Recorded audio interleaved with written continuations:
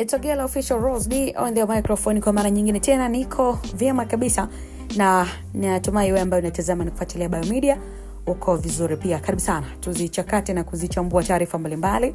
Na mimi niko nimefumbata taarifa ya bwana mkubwa Alikiba ambaye anamjibu mfanyakazi wa Diamond Platnumz Diva wa pale Usafini baada ya kufunguka kuhusu mahusiano yake ya kimapenzi na yeye mwenyewe Alikiba. Huyo ni Diva the Boss ambaye ameibua mjadala mkubwa sana mitandaoni baada ya kutoa kauli nzito kuhusu kwa aliyekuwa mpenzi wake nyota wa muziki wa Bongo Flava mzima Alikiba.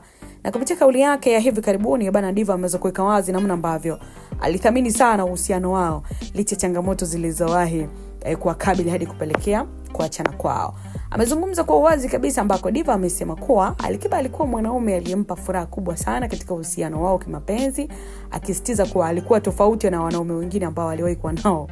Katika nukuu anasema Alikiba ndiye aliyekuwa mwanaume wangu bora katika mahusiano ya kimapenzi kati ya wote niliowahi kutoka nao. Alijua kunifanya nijisikie vizuri, ila changamoto yake kubwa ilikuwa ni upande wa majukumu ya kifedha. Aliweza kuzungumza mwanadada Diva. Lakini pia alieleza kuwa wakati huo alikuwa akiishi maisha yenye gharama kubwa, hali iliyomfanya ahisi kutopata msaada wa kutosha kutoka kwa Alikiba, jambo lililopelekea kufanya uamuzi wa kuachana naye. Katika nukuu nyingine anasema kipindi hicho nilikuwa naishi kwenye nyumba za gharama kubwa sana, nikaona kwamba hanisaidii kutimiza mahitaji hayo, ndipo nikaamua kuachana naye na kuingia kwenye mahusiano na raia wa Kijerumani. Aliweza kuongezea mwanadada Diva the Boss. Acha hivyo hakufichua kuwa bado ana kumbukumbu nzuri juu ya penzi lao, na akaweka wazi kuwa bado ana hisia za upendo kwake. Diva anakuambia siwezi kusahau penzi lake, na kama angenihitaji leo au kesho nipo tayari.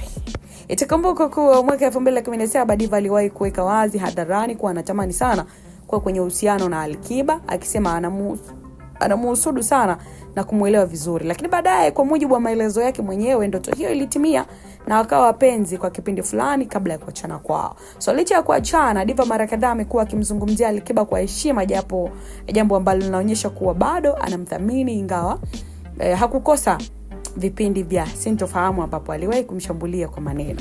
Right now Alikiba uhusiano wake wa kimapenzi haupo wazi baada ya ndoa yake kuripotiwa kuvunjika. Kwa upande wake Diva aliingia kwenye ndoa iliyogubiwa na migogoro ya mara kwa mara. Anakuambia ndoa ile haikunipa furaha wala amani. Zaidi nilijisi kama nilitumika kumpa umaarufu aliyekuwa mume wangu, amewahi kueleza mwanadada Diva. Kauli hizi zimeendelea kuzua hisia tofauti miongoni mwa mashabiki, huku wengi wakijadili uhalisia wa uhusiano wao wasanii na changamoto zinazo wakumba nyuma ya pazia la umaarufu. Lakini mara tu baada ya Diva the Boss wa Wasafi fahamu kuweza kufunguka hayo ya yeye kuhusu mahusiano na msanii Alikiba na maneno kuwa mengi mitandaoni, Alikiba ameweza kumjibu kwa kudai kuwa hapa Tanzania hakuna mwanamke ambaye aliwahi kutoka naye kimapenzi. Wote walikuwa watu wake wa karibu tu na wala si mapenzi. Lakini pia Alikiba alidai kuwa amekuwa akiwashangaa sana wasanii wengi wa kike na watu maarufu kudai kuwa wamewahi kudate nao. Lakini anachodai kwamba walikuwa ni marafiki zake tu na wala si masuala ya mahusiano. Na hii sio mara ya kwanza.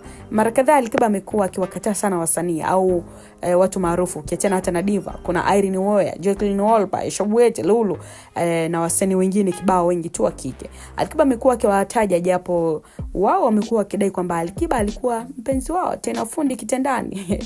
Lakini yeye anasema hakuwahi kufanya hivyo na mwanamke kutoka Tanzania. Nini maoni yako juu ya ile, mtazamaji na mfuatiliaji wa Biomedia? Unadhani kwa nini hawa wasanii wa kike wamekuwa wakidai wametoka kimapenzi na Alikiba, japo yeye mwenyewe Alikiba amekuwa akiwakataa kwa kusema kuwa alikuwa tu ni marafiki zake na sio masuala mazima ya mahusiano ya kimapenzi? Tuandike moja kwa moja maoni yako kupitia maoni, ndio nitaanza kuangazia kwa wakati mwingine. Wakati mwema. Bye bye.